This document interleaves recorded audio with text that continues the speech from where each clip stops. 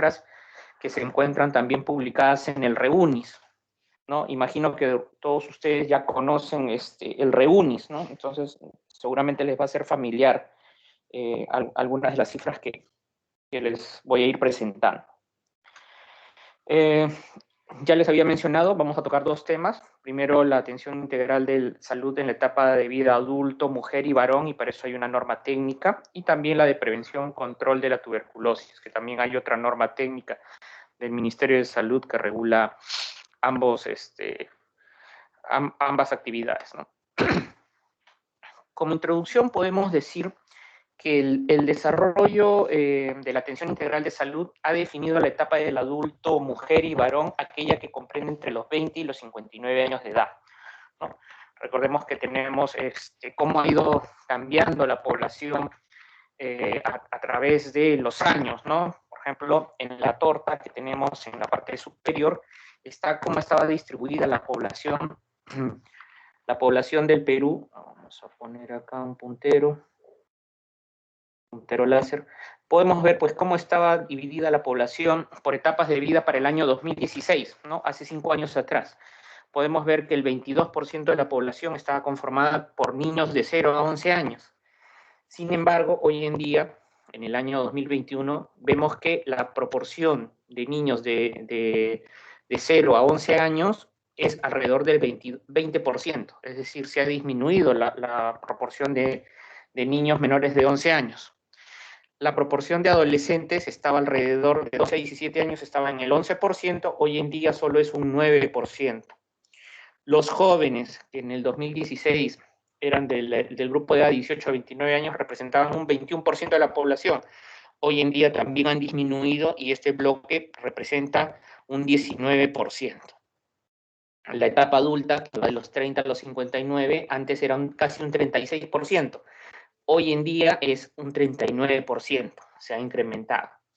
Y el grupo adulto mayor a partir de los 60 más años era casi un 10%, hoy en día es un 13%, ¿no? Es decir, hay una población adulta mayor mucho más importante que antes, y esto ¿qué nos indica, ¿no? Cómo va a ir variando nuestra pirámide poblacional, y probablemente de aquí a algunos años más, esta población de adultos, ¿no? Que hoy es un 39%, va a ir avanzando hacia el adulto mayor, y los niños y adolescentes que van a pasar a edad productiva van a ser menor en porcentaje, ¿no? Entonces, a la larga, para nuestra nación va a haber una sobrecarga. La población económicamente activa que soporta a los grupos vulnerables o que no trabajan, que puede ser la población adulta mayor o la población infantil, va a sufrir, pues, obviamente, por este cambio este cambio demográfico en nuestra sociedad, ¿no? Y esto está asociado, pues, obviamente, a que ahora las familias se cuidan de no tener tantos hijos, ¿no? Los hogares es frecuente ahora encontrar con 2 hijos nada más, entonces cada vez hay menos niños, ¿no?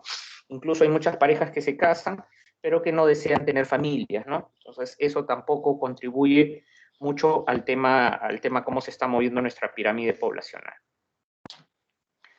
Bien, esta es la norma técnica, ¿no? La Dirección General de Salud de las Personas elaboró el documento técnico Norma Técnica de Salud para la Atención Integral de Salud de la etapa de vida adulto-mujer y adulto mayor. Este es el documento técnico, ustedes pueden poner estas palabras en la web y les va a llevar al documento técnico, ¿no? ¿Cuál es la finalidad de este documento, ¿no? Básicamente es contribuir a mejorar las condiciones de salud de las personas de la etapa de vida adulta mujer y adulto varón, ¿no? Y va a involucrar, pues, aspectos de tipo, tanto de la persona desde el punto de vista físico, desde el punto de vista mental y desde el punto de vista social, ¿no? Y va a ir viendo, y va a ir levantando información de tipo epidemiológica, de tipo cultural y de tipo geográfica, ¿no?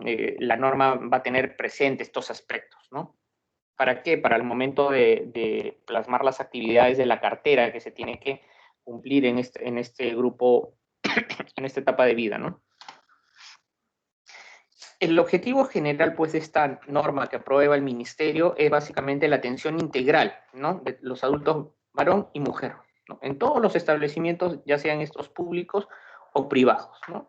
Y que sí, pues, tienen que tener un enfoque de equidad de género, interculturalidad y calidad, que son conceptos, pues, transversales que van en todas las normas que hemos ido revisando y que ustedes han podido estudiar a lo largo de este curso, ¿no? Siempre tienen esos principios, ¿no? El de equidad de género, el tema de la interculturalidad y el tema de la calidad. Como objetivos específicos está también establecer la normatividad técnico-administrativa para la atención integral de las personas, ¿no? En la etapa de vida adulto, mujer y varón, definir y estandarizar los criterios de intervención también de los componentes de organización, provisión, gestión y financiamiento en el marco del modelo de atención, ¿no? Lo que la norma nos dice es, nos da algunos puntos que deben tener los establecimientos o los servicios de salud para poder cumplir con esta atención integral en este grupo poblacional particular, ¿no?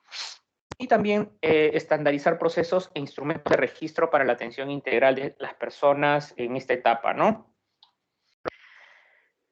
¿Qué enfoques tenemos para la atención integral de las personas en la etapa de vida adulto, varón y mujer? Tenemos el enfoque de los derechos humanos, ¿no? El derecho a la salud es un derecho incluyente que comprende libertades como a la de no estar sometidos a tratamientos médicos sin su consentimiento, acceso a los servicios sanitarios y adecuados. Por ejemplo, hoy en día está en boga una discusión sobre el tema de la accesibilidad que viene dando el Estado para el tema de las vacunas, ¿no? Ha sacado una serie de medidas restrictivas, por ejemplo, las personas no pueden transportarse vía agencias o no pueden estar en lugares públicos cerrados si es que no portan con su carnet de vacunación. Justamente el día de hoy ha salido un comunicado de la OMS en la cual insta a los estados a tener mucho cuidado con este tipo de medidas que pueden estar atentando contra los derechos, ¿no? Los derechos de las personas, ¿no? Porque el tema de la inmunización es un tema voluntario, ¿no? No debiera haber coacción. Lamentablemente la pandemia nos ha forzado a todos los estados del mundo a tener que replantear las estrategias de cómo logramos hacer que la población opte por vacunarse, ¿no? Pero la OMS no aprueba este tipo de prácticas y lo que está instando es que los estados tengan mucho cuidado en las medidas que están planteando, ¿no? En el cómo, porque hay una línea muy delgada entre el derecho a la salud pública que tenemos todas las personas con los derechos individuales que tienen las personas sobre decidir sobre determinadas intervenciones, ¿no? Que van a ser dadas en su organismo o en su cuerpo. Otro de los enfoques para la atención integral que tenemos es el de la interculturalidad e inclusión. Implica los cambios en los paradigmas de la atención. El personal debe ser sensibilizado en dar y recibir conocimientos de diferentes culturas. Esto ustedes sobre todo lo van a vivir cuando ya ustedes vayan a hacer su serum, ¿no? En algunas regiones, pues obviamente a las mujeres no les gusta, por un tema cultural, ser atendidas por hombres, ¿no? Solamente van a dejarse ver por mujeres, ¿no? En algunas otras culturas ustedes van a encontrar que la mujer solamente acude a la consulta y se deja examinar si está al lado de otra mujer o si está al lado del esposo, ¿no? Entonces son temas culturales que ustedes van a tener que adquirir y aprender y conocer cuando se muevan en un nuevo entorno, ¿no? El tema de la integralidad es otro de los enfoques, ¿no? La persona adulta en su dimensión biopsicosocial. Implica también reconocer a la comunidad y a la persona, no a la enfermedad como un centro, como el centro de un sistema de cuidado de la salud. Es decir, cuando vamos a atender a una persona, debemos de verla íntegramente, ¿no? No solamente de repente si viene por qué sé yo, por un dolor de cabeza, pues hacer una historia completa de esta persona y evaluar de repente qué otros factores pueden haber o también intervenir en materia de promoción o prevención de la salud, ¿no? No solamente por el daño que pueda haber ocurrido, ¿no? Y el tema de la equidad de género, la atención integral considera el trato igualitario al acceso al adecuado y la participación en la oferta y la demanda de los servicios de salud. Es decir, nuestros servicios de salud tienen que estar adaptados para poder brindar la atención tanto al varón como a la mujer, ¿no? Porque cada uno va a tener necesidades particulares, ¿no? Y tenemos que adaptar los servicios. Por ejemplo, si vamos a atender a una mujer gestante o a una mujer en edad fértil y de repente hay que hacer un examen ginecológico, pues el establecimiento debe contar con equipamiento adecuado para poder realizar este tipo de examen, ¿no? Así como tenemos equipamiento adecuado cuando atendemos a los niños menores de 1 año, hay balanzas especiales que tenemos que usar con ellos, tallímetros, igual. Para el tema del varón y la mujer habrá equipamiento especial o particular dependiendo de el género que tenga cada persona, ¿no? ¿Cuáles son las estrategias para la atención integral de las personas adultas? Primero es el tema de fortalecer siempre el trabajo multidisciplinario entre todas las etapas de vida y las estrategias sanitarias nacionales, ¿no? A fin de poder desarrollar el MAIS, ¿no?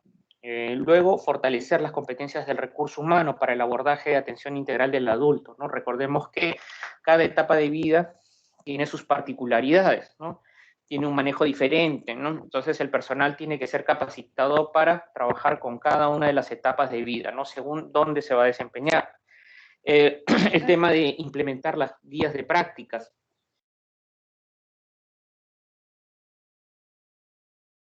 Incrementar las guías de prácticas clínicas,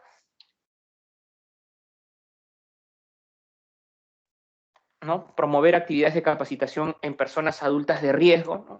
Según el riesgo, puede ser el riesgo de repente al sobrepeso, el riesgo a ser diabético, el riesgo a ser hipertensos, ¿no? Según el tema que se pueda ver. El tema de la reorientación en los servicios con enfoques de promoción de la salud, ¿no? Promover la capacitación comunitaria y el empoderamiento social. Promover la educación, la comunicación en salud y facilitar la abogacía e incidencia en los decisores y la generación de políticas públicas a favor de la salud, ¿no? Estos son los 4 componentes que vamos a ver a continuación, ¿no? Y que tienen que ver con la atención integral del adulto. Hay un componente de tipo organizativo, un componente de tipo provisión, un componente de gestión y un componente del financiamiento.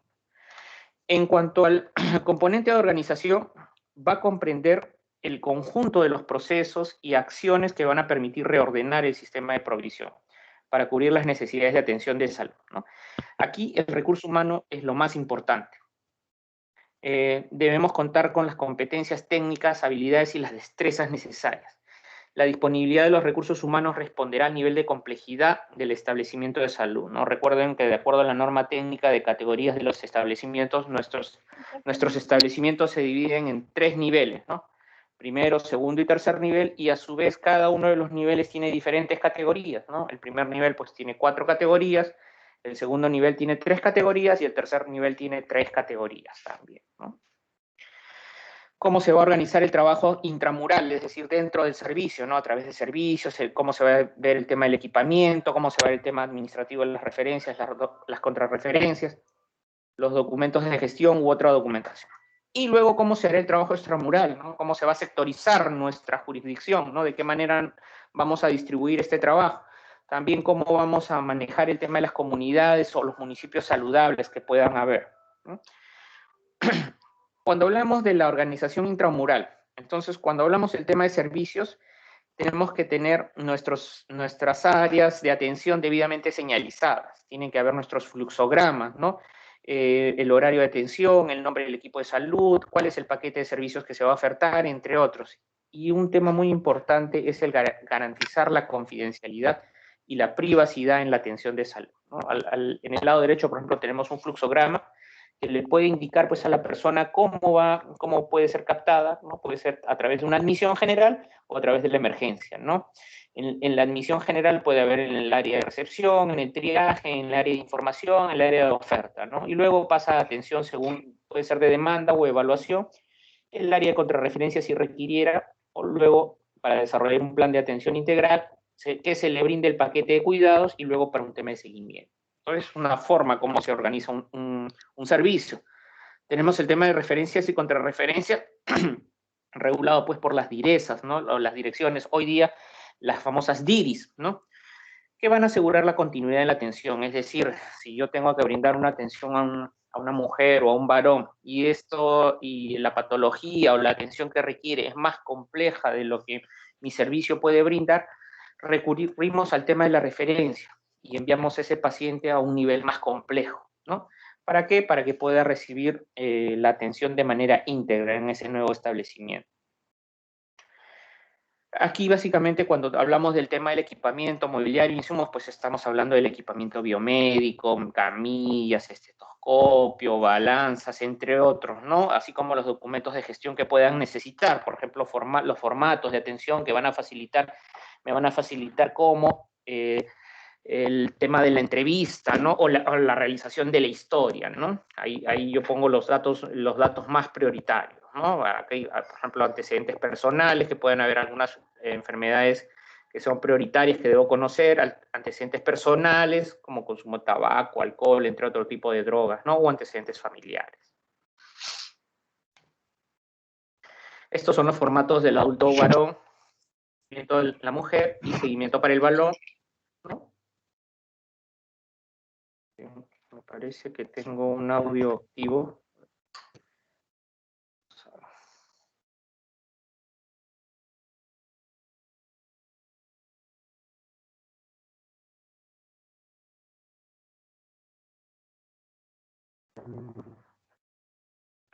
No. ¿Se sigue viendo mi pantalla? Sí, doctor, se ve el formato de atención integral del adulto. Ok, gracias. Entonces, continuamos. Entonces, estos son los dos formatos que podemos tener tanto para la mujer como para el varón. ¿Okay? Luego tenemos el tema de la organización del trabajo extramural, cuando vamos a salir, y esa es una de las actividades, yo diría, muy importantes, ¿no? En la comunidad, ¿no? Aquí lo que vamos a hacer es, podemos sectorizar nuestra comunidad, ¿no? Y se debe contar con el mapeo de la comunidad, la identificación de viviendas y de las familias. Este tema de sectorización es muy importante, ¿no? Porque me permite un abordaje muy particular para la población según la manera como yo lo estoy sectorizando, ¿no? Esta sectorización a mí me puede permitir identificar riesgos comunes que pueda tener este grupo poblacional en esa zona, ¿no? De repente en esta zona tienen problemas relacionados al agua, porque están muy cerca del río. Tal vez en los que están en la punta o en las zonas más altas de la población pueden tener otro tipo de problemas, de repente ligados a qué sé yo, de repente hay dificultades para el abastecimiento de agua, ¿no? O para el tema de la eliminación de las excretas, ¿no? Entonces, la sectorización a mí me va a poder identificar, me va a permitir identificar riesgos comunes a población que se encuentra dentro de mi mismo sector, ¿no? Luego, cuando hablamos de comunidades y municipios saludables, podemos promover la participación, las acciones y los esfuerzos para la mejora continua de las condiciones de vida y de la salud. Pasamos al segundo componente, que es el de provisión. Aquí en este componente va a comprender básicamente la atención del adulto a través de un conjunto de estrategias, intervenciones y actividades de promoción, prevención, recuperación y rehabilitación. La captación se va a realizar obviamente en el establecimiento de salud y también en la comunidad. Son esas las dos principales, las dos puertas de entrada por las cuales van a ingresar los adultos, ya sea varón o mujer. Y luego tenemos el área de admisión, ¿no? El área de admisión es donde se va a identificar la persona que requiere la atención, ya sea de urgencia o de emergencia. Se va a buscar una apertura de una historia clínica, identificación del financiamiento, es decir, quién es el que va a pagar, ¿no? Paga el Seguro Integral de Salud, paga la Seguridad Social u otra fuente.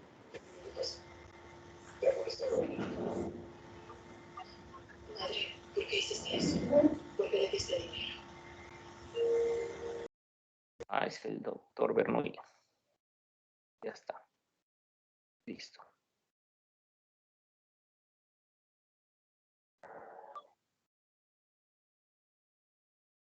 Entonces, el tema del financiamiento tenemos, como les decía, a quién es el que va a hacerse cargo luego del reembolso o del pago por la atención de este asegurado, que puede ser el SIS, la Seguridad Social, Fuerzas Armadas, algún seguro privado, dependiendo de lo que cuente la persona, ¿no? Luego, identificar y priorizar cuál es la necesidad de salud de este adulto, ¿no? Sensibilizarlo, informarlo sobre los beneficios que se hagan en el paquete de atención integral, ¿no? Habrá un área de triaje también y luego la derivación del paciente a la consulta que le pudiera corresponder, ¿no? En cuanto a la atención integral, ¿no? Podemos tener que la atención puede ser de tipo intramural, ¿no? Realizada por el profesional de la salud, el técnico capacitado o sensibilizado y sensibilizado. Aquí el personal ofrecerá un conjunto de cuidados que van a ser contenidos en el paquete de atención integral. Y la atención se va a iniciar obviamente con esta evaluación integral, ¿no? La misma que comprende cuál es el motivo por el cual la persona o el paciente está yendo al servicio de salud, ¿no? Valorar cuál es su riesgo y elaborar un plan de atención integral, ¿no? Los motivos de las consultas pues pueden ser los siguientes, ¿no? Puede ser por un problema agudo, Puede ser por un problema tipo crónico, la atención de una urgencia o una emergencia, una atención para la gestante, alguna atención preventiva o algún tipo de atención de tipo de promoción de la salud. Mientras que cuando hablamos del plan de atención integral, que es un conjunto de actividades programadas, ¿no? Aquí lo que vamos a ver es que puede responder a necesidades de acción sobre algún determinante de la salud que esté influyendo en la persona, para mantener el estado de la salud mediante las acciones de tipo preventivas. También alguna atención derivada de un daño que ya tenga la persona, ¿no? Y de repente lo que hay que hacer es ir monitoreando ese daño. O necesidades derivadas de secuelas o disfunciones, atenciones de discapacidad, ¿no? De repente, si hablamos de un daño, puede ser, pues, yo tengo que monitorear frecuentemente a una persona de repente hipertensa, ¿no? Todos los meses lo voy a tener que controlar o trimestralmente lo voy a tener que controlar para ir viendo cómo va su enfermedad. Mientras que de repente, si voy a ver un tema de una secuela, es una persona que le dio un ACV, un desorden, un accidente cerebrovascular, y lo que hay que ir viendo de repente, él va para su rehabilitación.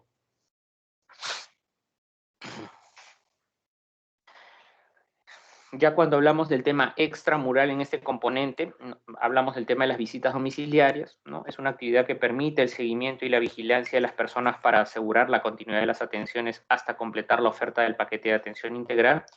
Se debe realizar cuando no acude al tratamiento del daño diagnosticado, la inasistencia o el abandono del tratamiento, cuando no acude a una consulta programada y cuando existen condiciones de riesgo del individuo, del entorno familiar o su comunidad, ¿no? Aquí habitualmente ustedes van a ver, o de repente cuando han ido o vayan a establecimientos de salud, habitualmente este tipo de visitas normalmente se hace para las gestantes, ¿no? Si tenemos una gestante identificada y que no se está apareciendo sus controles, pues es prioritario ir y hacerle una visita domiciliaria. Pacientes con enfermedades transmisibles importantes, por ejemplo la tuberculosis, pacientes que dejan de venir a recibir su tratamiento diariamente, también son pacientes que deben ser visitados domiciliariamente, ¿no? Y algunas otras enfermedades que seguramente ya lo verán ustedes más adelante. Otro de los puntos es el tema de la atención a la familia y comunidad, ¿no? Se brindarán temas de consejería, grupos vivenciales temáticos, ¿no? A veces se juntan, ¿no? Los pacientes, el Club de los Corazones Partidos, le dicen, ¿no? A aquellos pacientes que sufren de problemas cardiovasculares, ¿no? O que han tenido que recibir tratamientos, ¿no? Cardíacos, ¿no? El tema de atención familiar, grupos de ayuda mutua también, talleres integrales. Hay también cuidados ofrecidos por las familias, ¿no? Hay acciones de prevención y promoción, cuidados a las familias con problemas crónicos, con discapacidad. Hay también cuidados ofrecidos por personas de la comunidad, ¿no? Aquí es una acción educativa, básicamente en autocuidado. También hay una detección, referencia y seguimiento de personas y familias en riesgo. Y hay seguimiento también y vigilancia, ¿no? El seguimiento individual y de familia incluye tanto seguimiento de actividades de atención del individuo y de la familia de acuerdo al plan de atención integral. Cuando trabajemos de manera extramural, entonces va a ser muy importante que nosotros tengamos líderes en la comunidad, ¿no? O promotores, ¿no? Entonces son personas motivadas, personas líderes en su comunidad y que conocen, ¿no? A la gente que vive dentro de su comunidad y que nos pueden ayudar alertándonos, ¿no? De qué pacientes, qué personas pueden estar ante un riesgo o pueden estar presentando un daño de la salud, ¿no? Entonces es muy importante cuando ustedes estén haciendo su serum, identifiquen quiénes son esos líderes de la comunidad y conozcan si es que tienen promotores de la salud, ¿no? Promotores comunitarios, ¿no? Y apóyense en ellos para poder identificar, ¿no? La población que pudiera estar en riesgo o que pueda tener algún tipo de daño. Pasamos al tercer componente, que es el de gestión, ¿no? Este componente básicamente lo que da es, brinda un soporte necesario para la provisión y la organización de los servicios de salud, ¿no? ¿De qué manera? Acá se encuentra pues el tema de la planificación, el tema de la programación, la supervisión, el monitoreo y la evaluación, ¿no? Básicamente son los mismos puntos que el ciclo administrativo, ¿no? Que normalmente hay.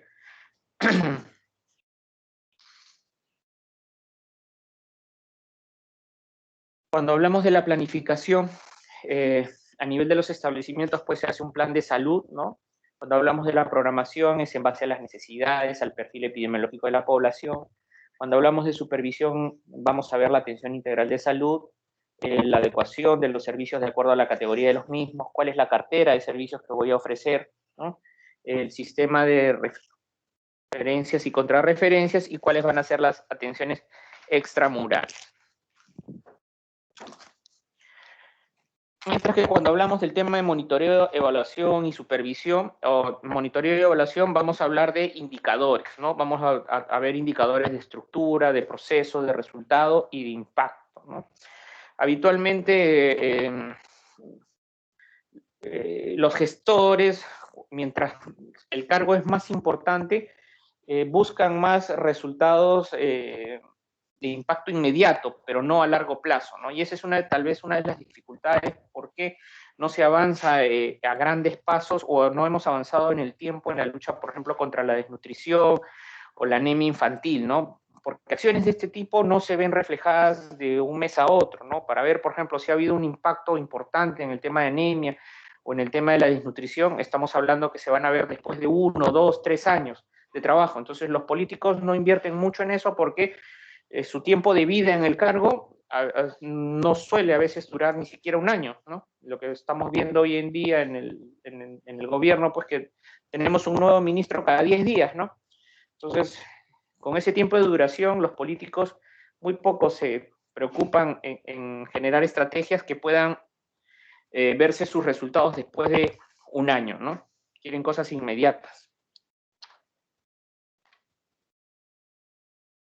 Aquí, por ejemplo, estamos viendo los indicadores de estructura, ¿no? Por ejemplo, acá están las normas técnicas disponibles en los establecimientos, el número de profesionales capacitados de repente en la atención integral del adulto, el número de establecimientos que brindan atención integral a adultos, mujer y varón, ¿no? Estos son los indicadores que están en esta norma técnica. Los de procesos, ¿no? Propiamente los de atención, cuál es la cobertura de mujeres atendidas, varones atendidos, la cobertura del parto, el porcentaje de mis gestantes con atención prenatal precoz, ¿no? La cobertura de gestantes controladas, el porcentaje de las cesáreas, porcentaje de sífilis, adultos, varones o mujeres con diagnóstico de hipertensión, de diabetes, entre otros, ¿no? Son los indicadores de proceso. Mientras que los de resultados es el porcentaje del adulto, mujer o varón que hayan recibido una atención integral, es decir, que se hayan cumplido con todos los parámetros en su cartera, así como de las gestantes adultas también con atención integral. Y los de impacto es la tasa de mortalidad de adulto, mujer y varón y la razón de mortalidad materna, ¿no? ¿Y por qué son los de impacto? Porque lo que yo voy a comparar al final es que haya habido, que disminuya pues mi tasa de mortalidad de adulto, mujer y varón, ¿no? En base a las acciones que yo estoy llevando a cabo. Y la razón de mortalidad materna pues también me mide el éxito de que estoy llevando adecuadamente mi programa de control prenatal, ¿no? Y no se me están muriendo gestantes. Otro de los puntos en materia de gestión, pues, es también el tema de la gestión del conocimiento a través de la capacitación del personal de salud y de los agentes comunitarios, ¿no? Esto se llevará a cabo en la Dirección de Recursos Humanos en coordinación con el equipo técnico. Está también el sistema de información, ¿no? El GIS, que es el Sistema Único de Información. Estamos a la espera, no se sabe cuánto tiempo más, que el Ministerio pueda sacar finalmente pues, una historia clínica electrónica, ¿no? Única, que probablemente reemplace al GIS, ¿no? Nos tienen con eso ya hace los últimos 5 años. Esperemos que prontamente saquen algún sistema único, ¿no? Porque hoy en día cada establecimiento tiene su propio sistema. Y eso es una dificultad, porque al cada uno tener su propio sistema, no conversan. Es decir, si yo me atiendo en el establecimiento de salud de Chorrillos y mañana por X, Y motivos necesito una atención en el centro de salud de Jesús María, los de Jesús María no tienen acceso a la información del centro de Chorrillos. Entonces, esa es una deficiencia, una debilidad que tiene todavía nuestro sistema, ¿no? Igual, entre diferentes subsistemas no comparten información, es decir, el salud no puede ver la información del MINSA, el MINSA tampoco puede ver de las Fuerzas Armadas, o no podemos ver la atención de repente que tiene una persona que ha tenido en el sector privado. Es un tema que se tiene que trabajar. En cuanto al tema de investigación operativa, básicamente al diseño y validación de los modelos de atención, a tratar de implementar un modelo de prevención de conductas de riesgo, ¿no? También desarrollar modelos de capacitación, ¿sí?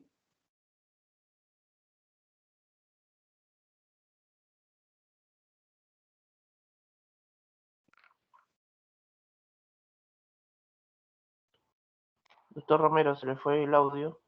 Se quedó en los Ah, modelos de capacitación. ¿Ya? ¿Se me escucha ahora? Sí, doctor, ahora sí. Ok.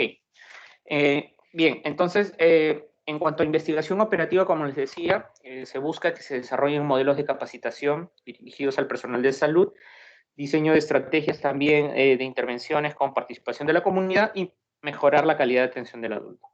Y en materia de vigilancia epidemiológica, básicamente para obtener información para el análisis de la ocurrencia o la distribución de los problemas de salud más importantes en la zona donde me encuentro, ¿no? Tema de mortalidad materna, violencia, suicidios, infecciones de transmisión sexual, VIH, sí, entre otros problemas que puedan haber, ¿no? Dependiendo de dónde me encuentro, ¿no? Y finalmente el componente de financiamiento, no menos importante que los otros tres, porque si no hay financiamiento, finalmente pues no puedo comprar medicamentos, no puedo comprar insumos, no puedo contratar al personal. Entonces cada uno de esos cuatro componentes tiene su razón, ¿no? Y todos son importantes. Y necesito de los cuatro para que pueda funcionar mi organización. Aquí las actividades de la etapa de adultos serán financiadas, pues nos dice la norma, con fondos del Tesoro Público a través de recursos ordinarios, ¿no? Los recursos directamente recaudados o transferencias del nivel central y reembolsos del SIS. Las actividades también programadas en la etapa de vida de adulto deberán estar incorporadas en el plan operativo de la institución, ¿no? Para contar con el financiamiento correspondiente y elaborar el presupuesto anual, ¿no? Considerar los fondos necesarios para las acciones de promoción, prevención, recuperación y rehabilitación. Aquí, por ejemplo, tenemos el paquete de atención integral de la mujer y el varón. Eh, Cuando hablamos, por ejemplo, de la mujer, hay que identificar factores de riesgo como los cánceres priorizados, la diabetes, la hipertensión, malnutrición, osteoporosis, factores de riesgo que pueden ser enfermedades transmisibles, TBC, VIH, el tema de factores de riesgo mental, tema odontológico, tema de maltrato. Y cuando hablamos del varón, también hay que buscar el tema de cáncer, enfermedades cardiovasculares, lesiones por causas externas, también las metaxémicas, la TBC, la VIH, ver el tema de enfermedades de riesgo ocupacional, temas odontológicos, identificación del síndrome del maltrato. Existen muchas de las actividades que son comunes, pero hay algunas particulares para cada grupo, ¿no? Por ejemplo, en el varón no busco la diabetes y la hipertensión, pero sí busco enfermedades cardiovasculares, ¿no? Y sí busco en la mujer. De repente en la mujer busco más el tema de riesgo en salud mental, en el varón más el factor de riesgo de enfermedades ocupacionales. De repente algunas de las actividades han sido hechas de repente en la lógica, tal vez enfermedades ocupacionales del varón, cuando el varón tal vez había un porcentaje mayor que se dedicaba a un tema de trabajo fuera de casa, ¿no? Sin embargo, hoy en día probablemente la relación ya está empatada uno a uno, ¿no? Entonces, hay actividades que de repente valdrían la pena que vayan variando, ¿no? Cuando hablamos de la consejería, salud sexual y reproductiva, en enfermedades no transmisibles, nutrición, habilidades sociales y maltrato y violencia para la mujer, ¿no?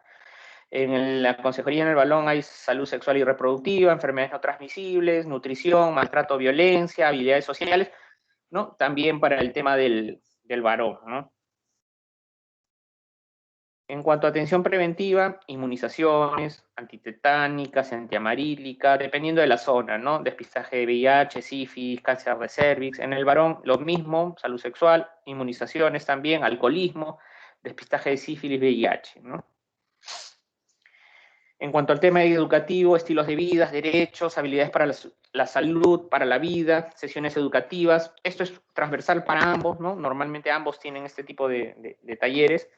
En cuanto al tema de visitas domiciliarias por algún daño prevalente en ambos, vacunas antiamarílicas en hombres y mujeres, las antitetánicas más en las mujeres, ¿no? Y el tema de monitoreo y cambios en la conducta por el tema de familia y vida sana en las mujeres y también para los hombres. Y daños considerados prioridades regionales, ¿no? Que puede ser tuberculosis, VIH, metaxémicas, violencia familiar, tanto para hombres y como para mujeres. Aquí están, por ejemplo, los dos paquetes que hemos hablado, el de la mujer y el del hombre. Al del medio, el que no hemos considerado, que es el de la gestante, no lo hemos puesto, pero está acá en la lámina, ¿no? Con todas las actividades que hay que hacer para el tema de atención prenatal, las consejerías, visitas domiciliarias, ¿no? Atención del puerperio, paquete educativo, complicaciones, atención de normas. Hay un tema que acá recuerdo mucho en los paquetes.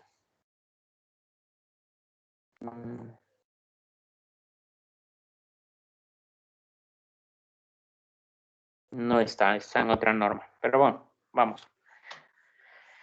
Y esto es lo que seguramente ya ustedes conocen, el REUNIS, ¿no? Aquí dentro del el REUNIS, que es el repositorio del ministerio, está la etapa de vida adulto, ¿no? Ustedes pueden entrar, esto normalmente se actualiza diariamente, ¿no? Acá hay un tablero de control para lo que es la etapa de vida del adulto, donde está la población adulta, cómo está la pirámide, la morbilidad del adulto, factores de riesgo en el adulto, plan de atención integral, los indicadores de salud en curso en el adulto y la mortalidad del adulto, cómo va, ¿no? Entonces acá, por ejemplo, la primera lámina que cuando vamos al REUNIS es, por ejemplo, que tenemos a toda la población distribuida en todo el país, en todas las regiones, podemos escoger región por región y va cambiando nuestro mapa, ¿no? Esto es para el año 2021, pero yo podría escoger el 20 o el 19, ¿no? Y, por ejemplo, el 2021 me dice, por ejemplo, que tenemos 6.4 millones de niños, 3.1 adolescentes, 6.3 jóvenes y 12.7 millones de adultos y 4.2 adultos mayores. Y de estos están distribuidos de esta manera, ¿no? El 50.1 más masculino y el 49.1 femenino. Casi 1-1 estamos, ¿no? Ese es en cuanto la primera mirada. Esta es nuestra pirámide poblacional a la fecha, al 21. Recuerden que al inicio les mostré el 20, pero miren cómo estamos, ¿no? De 0 a 4, 1.400.000, ¿no? Niñas y casi 1.500.000 niños, ¿no? Un poco menos de 5 a 9, 1.2, 1.3, y así va nuestra pirámide media. No es la forma clásica de la pirámide, ¿no? La pirámide debería ser más ancha en la base, ¿no? Pero tenemos cada vez menos nacimientos en este bloque. Ustedes pueden ir poniendo otro año y pueden ir moviendo la pirámide, cómo ha ido variando a través de los años. Esto es básicamente las principales causas de morbilidad en el adulto entre el 20 y el 21 de enero a abril, ¿no? Por ejemplo, acá tenemos que la principal causa, tanto en hombres como mujeres, es el tema de la obesidad, ¿no? 15.4% de todas las atenciones patológicas han sido por obesidad. Es un problema, ¿no? Comemos rico, ¿no? Y mejor dicho, comemos mal, ¿no? Somos muchos de harina, somos muchos de pan, ¿no? No hay desayuno para nosotros si no está acompañado de un par de pan francés o algún otro tipo de pan, ¿no? Igual en la noche, ¿no? En la noche somos de también comer en muchos hogares 1 o 2 panes, ¿no? Nuestro almuerzo acompañado siempre de arroz, ¿no? Carbohidratos, siempre papa y arroz. Entonces comemos mal y eso nos lleva a la obesidad. El tema de las dorsalgias también es otro problema, ¿no? El 14% de las atenciones ha sido por dorsalgia. Faringitis aguda, 12.9. Otros trastornos, gastritis, duodenitis, un 10.3. Otro tipo de enfermedades, 8. Esto es en general para ambos bloques. Y luego a la derecha tenemos dos tablas partidas, la superior para los hombres y la inferior para las mujeres.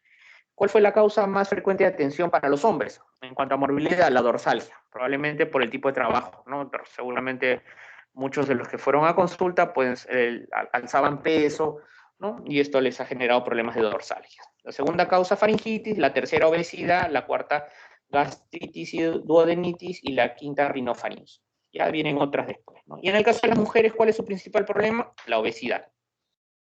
De las damas, el principal problema es la obesidad. Luego vienen otro tipo de trastornos. En tercer lugar están las dorsalgias. Cuarto, las faringitis. Y quinto están este otro tipo de enfermedades. Ya no alcanzo a ver las siglas. Este es el tercer cuadro de la etapa de vida adulto que está en el Ministerio de Salud. La cuarta, por si acaso, si es que no saben entrar al tablero, les he puesto justamente por esto, acá tienen la dirección web. Ustedes tipean esto en su navegador y les va a llevar a la misma página para que ustedes puedan navegar, ¿no? Este cuarto tablero básicamente nos da factores de riesgos en el adulto, ¿no? En cuanto a masculino, ¿no? Los diferentes problemas de salud mental relacionados con el adulto, ¿no? Entonces, hay una serie de clasificaciones, ¿no? Por ejemplo, nos dicen que encontraron 3.000 personas masculinas que tenían problemas de depresión y 6.500 de sexo femenino, ¿no? Con psicosis fueron 242 y 402. Esto era en lo que iba del año 2021, ¿no? De enero a octubre. Casos registrados también de diabetes en hombres, ¿no? 265 tipo 1 y tipo 2, 4.600. el 17, ¿no? El 18 hubieron 484 y 5.769 tipo 2, y así ha ido subiendo año a año. Tanto el 20 como el 21 son años atípicos, porque lo que nosotros vemos es que conforme ha ido incrementándose la atención o mejorándose los registros informáticos, esto ha ido creciendo. Pero aparentemente el 20 y el 21 ha habido un bajón, ¿no? El 20 y el 21 se han informatizado más, el problema es que recuerden que los servicios se han cerrado. Entonces, seguramente el 22, si logramos controlar la pandemia y si se pueden nuevamente abrir los sistemas, los servicios de salud, seguramente estas cifras van a incrementarse mucho más, ¿no? Y en el caso de las mujeres igual, ¿no? También tenemos esta misma tendencia, ¿no? Se ha ido incrementando entre el 17 y 19 y pareciera que el 20 y el 21 se ha reducido, pero es por la misma situación, ¿no? Es la misma situación, es los servicios cerrados. El quinto mapa es en cuanto a la ejecución del plan de atención integral en adulto, ¿no? Esto es básicamente para ver cuántos planes integrales se han ido realizando, ¿no? Y ahí vemos pues cómo han ido cayendo hacia el mes de octubre, noviembre, diciembre, todavía la estadística no está cerrada, pero más o menos van alrededor de unos 10.000 planes que se vienen realizando, ¿no? Igualmente, este es un porcentaje de los adultos con plan integral ejecutado versus la meta programada, ¿no? Estamos en el mejor de los escenarios, alrededor del 10%, se está ejecutando el 10% de lo que de la meta que se ha programado, ¿no? A la décima parte, ¿no? Es producto de la pandemia. Aquí, para ver cómo estamos a nivel país en cuanto al porcentaje de adultos con evaluación clínica de factores de riesgo, ¿no? Esto es, este mapa es de factores de riesgo, el segundo mapa es con tamizaje laboratorial para enfermedades no transmisibles y el tercer mapa es para tamizaje de violencia intrafamiliar, ¿no? Las regiones que van peor y las más claras, pues las que tienen menos riesgo, ¿no? En cuanto, por ejemplo, a factores de riesgo, tenemos Ancash, Puno. En cuanto a adultos con tamizaje para descartar enfermedades transmisibles, pues tenemos a Puno, que es quien más ha realizado, y en cuanto a adultos con tamizaje de violencia intrafamiliar, el que más avanzado ha sido Ucayali. Las demás regiones, sus indicadores están por debajo, ¿no? Y aquí en la última lámina para ver la mortalidad. ¿Cómo está la mortalidad, ¿no? Han habido, de las muertes, han habido 15.000 muertes en varones y 10.000 muertes en mujeres. Se mueren más los hombres, ¿no? Un 59%, y las mujeres ha habido un 41%. ¿De qué se mueren más de manera general, ¿no? Infarto del miocardio agudo, ¿no? La segunda causa, fibrosis, ¿no? O cirrosis del hígado. Ahí le han puesto ahogado, ¿no? Ese es un error del sistema. Seguramente en algún momento se van a dar cuenta y lo van a corregir. Neumonía, también le han puesto organismos no especificados, neumonías, ¿no? Exposiciones a factores, diabetes. Ya cuando lo separamos, ¿de qué se mueren más los hombres? ¿De qué se han muerto más el 19? Infarto agudo de miocardio en el varón, fibrosis en tercer lugar. En cambio, en las mujeres, ¿por qué se han muerto más? Tumor maligno de la mama, tumor maligno del cuello, diabetes. Entonces, se están muriendo las mujeres de cosas que no deberían estarse muriendo. ¿Por qué? Porque hoy en día el cáncer de mama es, con toda la información que hay y el avance tecnológico que es accesible para los servicios de salud, no es dable que que las mujeres del país estén muriendo por este tipo de patologías, ¿no? Entonces, de ahí tiene que haber una reingeniería en cuanto a la forma como nos estamos organizando en los servicios de salud, ¿no? Hoy en día una mujer es diagnosticada con cáncer de mama y en el mejor de los casos, a veces en la Seguridad Social o en el Ministerio de Salud se está operando después de 6 meses a un año. Eso no es posible. Estamos condenando, como país, estamos condenando a que nuestros ciudadanos, una vez diagnosticados con un cáncer, pues terminen falleciendo, ¿no? Porque el cáncer avanza y una vez que la persona se entera, lamentablemente su estado inmunológico se debilita y termina rápidamente avanzando a un estadio 3, un estadio 4. Entonces se requiere una reingeniería en cuanto a la forma de organización, porque no es que nos falten cirujanos, no es que nos falten equipos. Tenemos que mejorar cómo nos organizamos para que una vez detectada esta patología, rápidamente, en menos de 3 semanas o 2 semanas, la persona que tiene con cáncer, pues si requiere una intervención quirúrgica, pues sea operada, ¿no? Y eso va a cambiar tremendamente la esperanza de vida por muertes de esta patología, ¿no? Esperemos que en algún momento el ministerio, nuestras autoridades, reflexionen un poco más en este tipo de patologías, ¿no? Ya como segundo punto que está programado en esta clase, vamos a conversar un poco sobre lo que es el control de la tuberculosis en nuestro país, ¿no? Una enfermedad que pues, nos viene azotando los últimos 30 años probablemente, y que a pesar de que hemos sido premiados en algún momento por la forma en cómo se ha manejado, pues nuevamente termina siendo un problema de salud pública, ¿no? De acuerdo a la Organización Mundial de la Salud, la tuberculosis es una de las 10 primeras causas de mortalidad en el mundo, ¿no? Todos los días se dice que casi 4.500 personas pierden la vida debido a la tuberculosis y 30.000 se están enfermando y están contrayendo esta enfermedad, ¿no? La TBMDR sigue constituyendo una crisis de salud pública y una amenaza para la seguridad sanitaria, ¿no? La incidencia de reductibilidad es del 2%, ¿no? Y se esperaba se incrementó a 4 a 5% al 2020, y se estima que entre el 2000 y el 2017 se salvaron 54 millones de vidas gracias a la dispensación de servicios de diagnóstico y tratamiento contra la TBC. Aquí, para ver datos estadísticos, cómo estamos hasta el año pasado, ¿no? Alrededor de 30 millones de habitantes en el 2012, y como hemos ido incrementando a la fecha, un estimado de 32 millones de habitantes, ¿no? Atenciones en mayores de 15 años, al 2012 tuvimos 49 millones, hemos ido subiendo, ¿no?, a 60 millones, y producto del 2018 hubo solamente 51 millones, 57 millones, y el 2020 41 millones. ¿Qué ha pasado? ¿No? Se han descuidado los programas, se han descuidado en los servicios, ¿no? Se ha dejado de darle el apoyo, ¿no? Entonces se ha dejado de buscar, ¿no?, este tipo de atenciones, ¿no?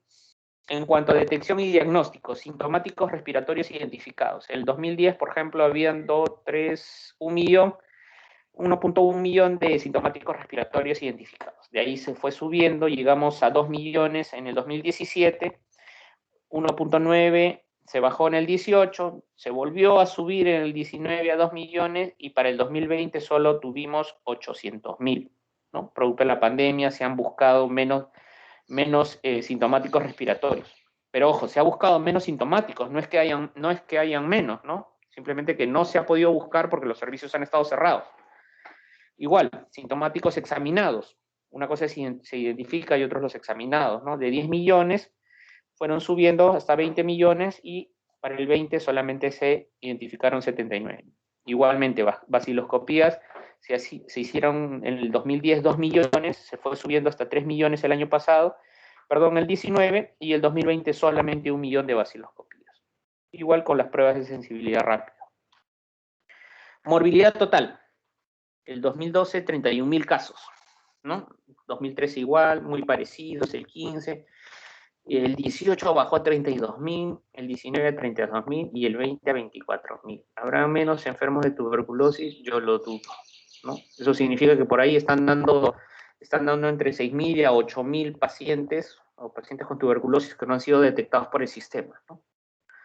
Casos nuevos, ¿no? Todos los años 28.000, alrededor de 28.000, y el año pasado solo 21.000, ¿no? Hay 7.000 casos que no se han detectado y que están ahí probablemente contagiando en sus hogares. Casos nuevos frotis positivos, 17.000, 16.000, y el año pasado solo 12.000, y fallecidos en tratamiento, 1.000. ¿No? Esto sí no ha variado, ¿no? Acá el 19.400, el 20.200. ¿No? Ahí sí el número de fallecidos está tal cual, ¿no? En cuanto a los estudios de los contactos, ¿no?, alrededor de 100.000 contactos censados el 2012, y al 2020 solamente 47.000 contactos censados, ¿no? ¿Cómo ha ido cayendo desde el 18 al 19 se ha ido relajando la estrategia de búsqueda, ¿no? Igual los contactos examinados, 85.000, 90.000 el mejor año en el 2007, y de ahí ha caído solamente 40.000 para el 2020, ¿no? Contactos censados menores de 5 años, alrededor de 8.000, 6.000, luego solo 3.000, ¿no? Y esto es peligroso, ¿no? Porque si no estamos censando a los niños menores de 5 años, estamos exponiendo a estos niños a probablemente que puedan enfermar por tuberculosis, ¿no? Contactos menores de 5 años tratados con tratamiento, ¿no?, preventivo, ¿no?, de 6.000, solamente 1.900 el año pasado. Aquí con el tema de coinfecciones o comorbilidades, ¿no?, podemos ver en el 2007 20.000 pacientes con VIH, 30.000 el 19 y el 20 solamente 22.000. Con diabetes, 12.000 el 2013, 32.000 el 2019 y el año pasado solamente 24.000, ¿no? ¿Dónde están esos otros 12.000 que normalmente hay? Casos de tuberculosis, ¿no? Con VIH, ¿no? Tenemos acá 1.200, se subió la cifra a 1.900 y el 20 solo 1.400. Y casos de TB con diabetes, 1.400, a 3.300 el 19 y solo 2.800 el 20. ¿no? Y aquí en cuanto a las notificaciones de TB-MDR, de 1.100, el año subimos hasta 1.600 el 18, 1.400 el 19 y el 20 solo 1.200, ¿no? Y esto es peligroso, ¿no?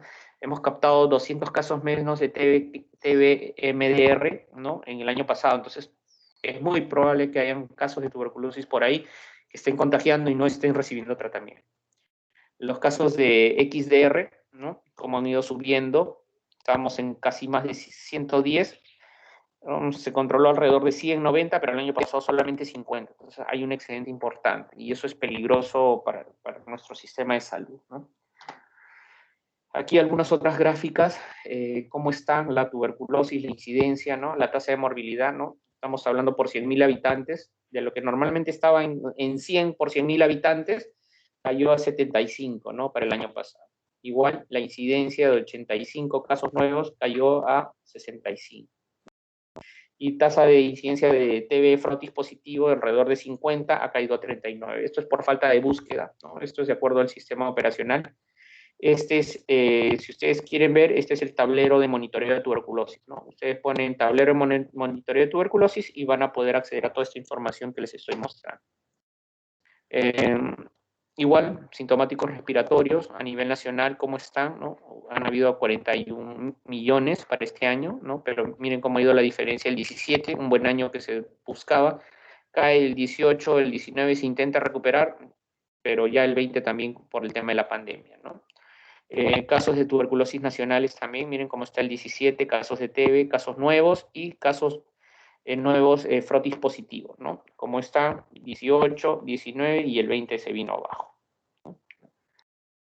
Contactos censados igual, ¿no? Antes se tenían más contactos censados y examinados y año a año se ha ido relajando la estrategia porque no es que haya menos casos de tuberculosis ni que hayamos controlado la enfermedad, ¿no? Igual, porcentaje de niños menores de 5 años que inician tratamiento, ¿no? El 17, miren, el 18 hubieron más casos, el 19 igual y el 20 se ha caído, ¿no? Entonces, peligroso por el tema de los niños. Y finalmente, esta es la lámina de casos de TBC con tamizaje para VIH, ¿no? Muy, muy parejos, de todas maneras siempre ha habido una caída en el 20. Igual para el tema de coinfección, tuberculosis con VIH, ¿no? Igual ha habido una caída entre el 19 y el 20 de 32.000 a 24.000. También el tamizaje para TBC para los diabéticos, ¿no? También ha caído el tamizaje y los casos de tuberculosis con diabetes también han caído, ¿no? De 32.000 a 24.000, ¿no? Cifras muy parecidas a las del VIH, ¿no? Sí, muy, muy similares, diría yo.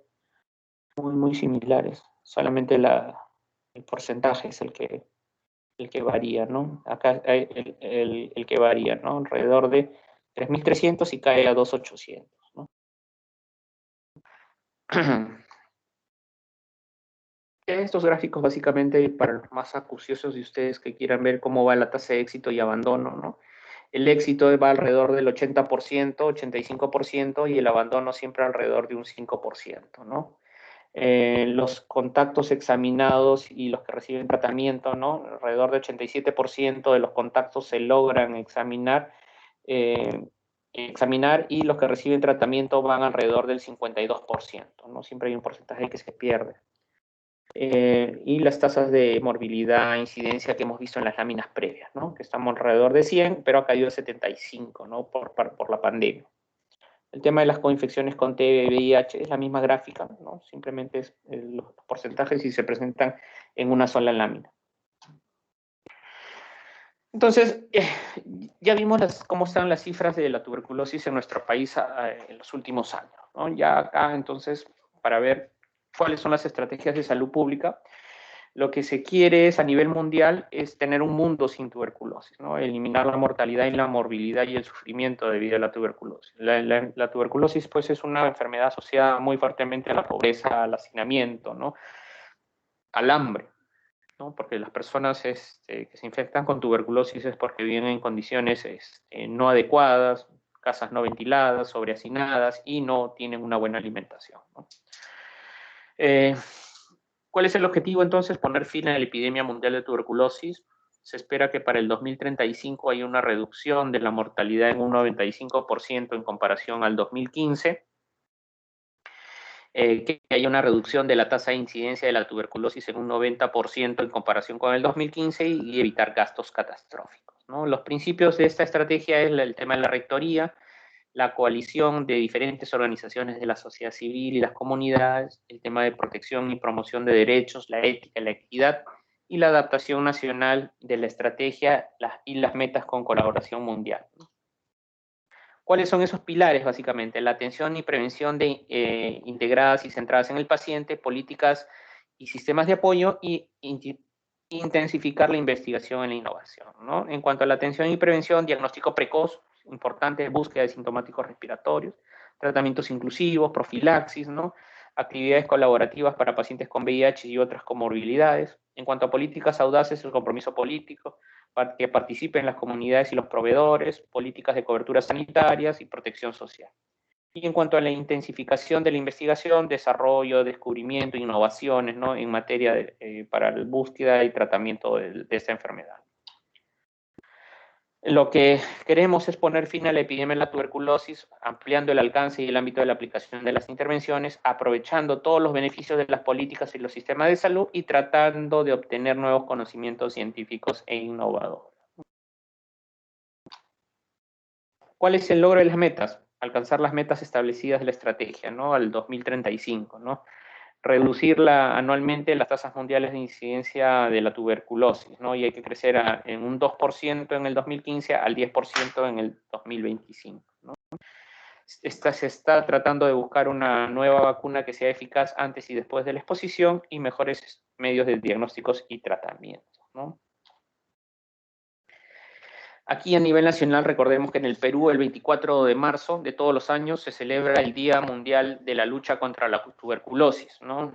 La Dirección y Prevención y Control de Tuberculosis es el órgano técnico normativo dependiente de la Dirección General de Intervenciones Estratégicas y es responsable de dar estas doctrinas, ¿no?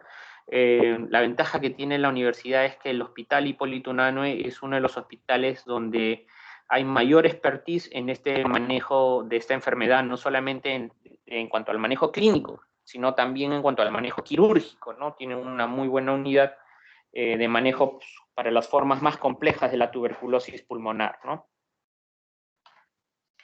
La misión, ¿no?, de la dirección es garantizar la detección, el diagnóstico y tratamiento oportuno, gratuito, supervisado en todos los servicios del país, brindando una atención integral con personal capacitado. Y la visión hacia fines del 2019 que el Perú se consolide y mantenga elevados niveles de eficiencia y eficacia, ¿no? Era la visión de la estrategia. Aquí en esta lámina lo que vemos es, bueno, las actividades de difusión que ha realizado el 2020 y el 2019. El 2020 se realizaron alrededor de unas 4 grandes noticias, por así decirlo, ya, pero para el 21 solamente un par, ¿no? El tema de la pandemia ha hecho que se reduzca mucho y es peligroso en esta enfermedad, ¿no? Porque esta enfermedad no sabe leer ni escribir y no sabe de pandemias, ¿no? Entonces, la enfermedad ha seguido avanzando como si nada y ha aprovechado que los servicios de salud estén cerrados, ¿no? Mucho cuidado con esto, entonces.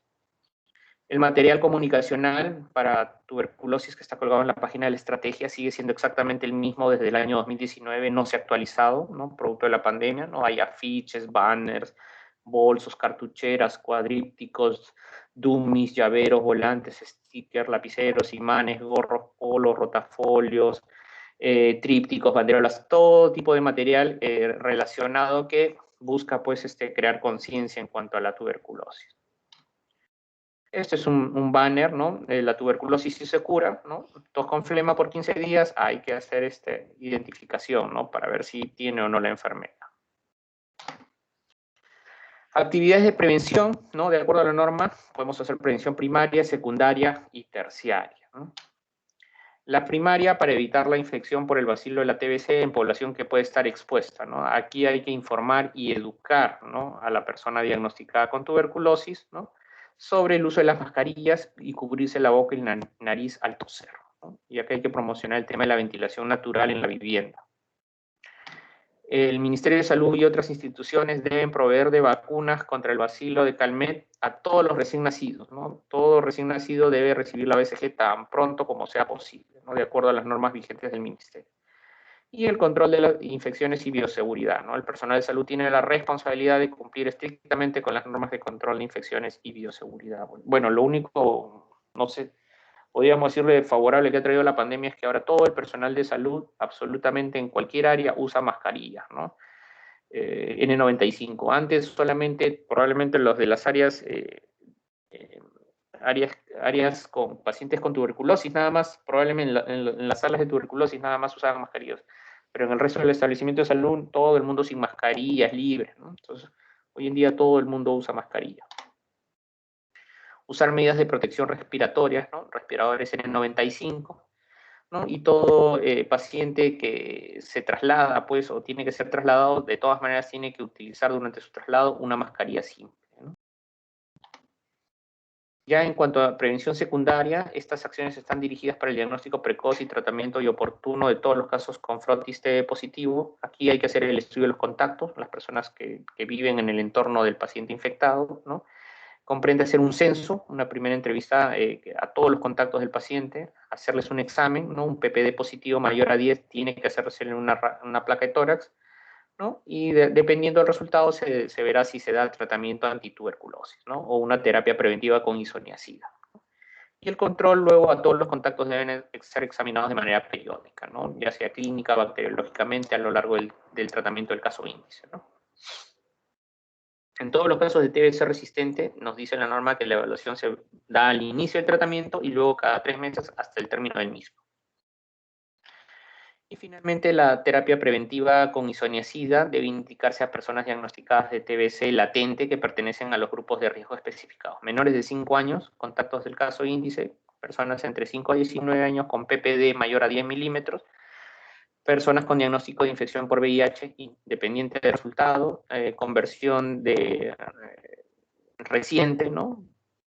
En personal de salud, ¿no? Entonces, cada uno de estos casos son valorados de manera independiente por el médico tratante, ¿no? La terapia con isoniazida no está indicada en los siguientes casos, ¿no? En contactos del caso índice resistente a isoniazida no se debe dar en personas que han recibido tratamiento antituberculoso, a excepción de las personas con infección por VIH y personas con antecedentes de hepatopatía crónica o daño hepático. Tampoco deben recibir isoniazida, ¿no?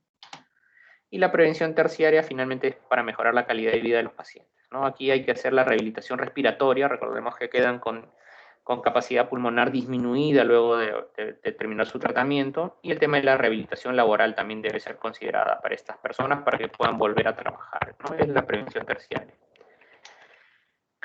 La vigilancia en cuanto a la tuberculosis, ¿no? En el Perú anualmente se notifican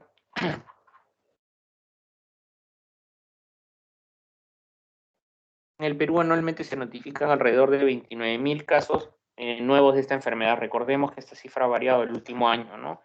Y 16.000 casos nuevos de tuberculosis frotis positivos, ¿no? Somos uno de los países con mayor cantidad de casos de tuberculosis. Y por otro lado, la emergencia de las cepas resistentes han complicado nuestras actividades de prevención y control, ¿no? Los 2 últimos años se han reportado alrededor de 15.000 pacientes con TB-MDR, ¿no? Y alrededor de 100 casos de XDR. Recordemos que el 20 ha sido típico, solo se han encontrado 50, y eso es preocupante, porque por ahí deben estar dando vuelta unos 50 pacientes con TB-XDR, ¿no? Que no han sido ubicados. Y la tuberculosis, bueno, es una enfermedad sujeta vigilancia epidemiológica y es de notificación obligatoria, ¿no? De acuerdo a la norma del MINSA. Debemos implementar también un sistema de vigilancia epidemiológica de tuberculosis, ¿no? Que tiene como finalidad fortalecer el sistema de información epidemiológica estandarizada y que permita evaluar el impacto de las estrategias de prevención y control, ¿no? Así como generar evidencias que permitan optimizar la toma de decisiones. Las estrategias para el control de las infecciones, normalmente hay 3 medidas, ¿no? Tenemos medidas de controles administrativos, ¿no? Medidas de control ambiental y medidas de protección respiratoria, ¿no? Cada nivel tiene su particularidad. Por ejemplo, las de medidas de control administrativo reducen la exposición del trabajador sanitario y de los pacientes, ¿no? Las medidas de control ambiental reducen la concentración de los núcleos de gotitas infecciosos y la protección respiratoria protege al personal de salud en las áreas donde la concentración de los núcleos de gotitas no puede ser reducida adecuadamente por las medidas de control administrativas o ambientales que se tienen. Las de control administrativas, tenemos 2, ¿no? A nivel distrital, los puestos de socorro, dispensarios, y a nivel de referencia, hospitales regionales, nacionales y universitarios. Las distritales, ahí vamos a hacer evaluación de los centros asistenciales en riesgo de transmisión, plan de control de infecciones, educación para el personal, identificación y diagnósticos tempranos, educación de los pacientes, recojo del esputo en estos centros distritales, triaje y evaluación de pacientes probablemente infectados, reducir la exposición del laboratorio y evaluación de intervenciones de control. Y cuando hablemos de referencia, es evaluación de ambientes de riesgo en transmisión, identificación y diagnóstico temprano, alentamos también el tratamiento ambulatorio, hay un tratamiento también hospitalario, habrá un aislamiento y la tuberculosis con fármaco resistencia múltiple y se debe hacer cumplir las normas de aislamiento, ¿no? Evaluación también de las intervenciones de control y vigilancia de la enfermedad. Las medidas de control ambiental, aquí hay una variedad de medidas de control simples y complejas. La técnica más sencilla y menos costosa es eliminar y diluir el aire en las áreas de los pacientes, ¿no? Lejos de los pacientes. Normalmente apertura de ventana y luz natural es lo mejor, ¿no? Ya métodos más costosos pueden incluir sistemas de extracción, ¿no? Y que utilicen incluso filtros, ¿no? Filtración del aire para extraer las partículas, ¿no? Ya eso son técnicas mucho más caras. Y la de protección personal que usa el personal son los respiradores, ¿no? Los N95, ¿no? Que se usan, ¿no? Que no permiten el pasaje del micobacterio, ¿no? Y bien, habida cuenta que el uso generalizado y constante de respiradores es impráctico, debe utilizarse restringidamente en áreas de alto riesgo, específicamente conjunto con otras medidas. Ahora por la pandemia, bueno, en todas las áreas están dando al personal de salud casi, bueno, estaban dando mascarillas N95, ¿no? Ya eso se ha suspendido y las N95 han quedado solo para las áreas de riesgo y el resto de áreas nos están dando pues las mascarillas quirúrgicas simples, ¿no? Pero bueno, hay que tener de todas maneras habitaciones de aislamiento para los pacientes con TB y TB-MDR, durante la inducción del esputo u otros procedimientos también para producir la tos, en los centros de broncoscopía, en los centros de autopsia, en las salas de espirometría, durante la operación quirúrgica, en todas estas áreas, necesariamente hay que utilizar medidas de protección, ¿okay? Porque en todas estas áreas, en todas estas zonas, este tipo de actividades generan alta concentración de gotitas.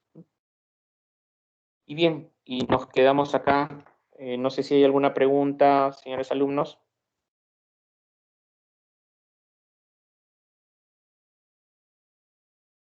Están claras las exposiciones, doctor Romero. Ok, bien. Pero sí tengo Sí. una pregunta, doctor. Ayer dejó una tarea para el día de hoy. No es para el día de hoy, es para el seminario que corresponde al... se me pasó poner. Es el doctor Guarachi me dejó el encargo de poner el tema que van a desarrollar en el seminario por la teoría que él desarrolló sobre la etapa de vida del niño. Sí, lo que pasa es que el doctor Becerra ayer nos había dejado un trabajo. Y El me doctor están Becerra ya les preguntando. dejó un trabajo. Sí, el doctor Becerra nos ha dejado un trabajo ya con respecto a la salud integral del niño. Y mis compañeros me están preguntando si se Ok, ya, desarrollan bueno, las dos. si ya lo han desarrollado el del doctor Becerra, ya se quedan con ese, pero si no lo hubieran desarrollado y pueden darle una mirada a lo que dejó el doctor Guarachi, no hay ningún problema. Por ahí sería. Doctor Romero. Sí. ¿Cómo Hoy está? ¿Qué día tal, doctor conversé con el Becerra? doctor. Hoy día conversé con el doctor Guarachi y ya aclaramos el tema y la tarea que se va a ejecutar es la que dejé yo el Ya, día. perfecto. Entonces, doctor, más bien voy a ver si puedo descolgarla. Y ya queda claro, entonces, para que el delegado le diga que van a desarrollar todos los alumnos la tarea que dejó el doctor Becerra. Sí, doctor, Muchas gracias. para que no Muchas quede gracias, confusión. doctores. Ya, perfecto. Hasta luego.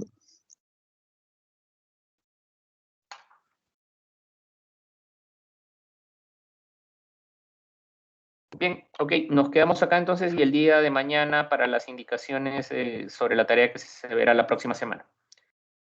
Listo, Muchas gracias, doctores. doctor Romero. Permiso, doctor Alvites. Hasta luego, doctores. Gracias, doctor Becerra, por su exposición. Nos vemos, estimados profesores y alumnos, el día de mañana a las 8 para las prácticas. Buenas tardes, doctores. Bien, Muchas doctor, gracias. hasta Gracias, mañana. doctores. Entonces, hasta mañana docentes, alumnos. Gracias, Hasta doctor mañana.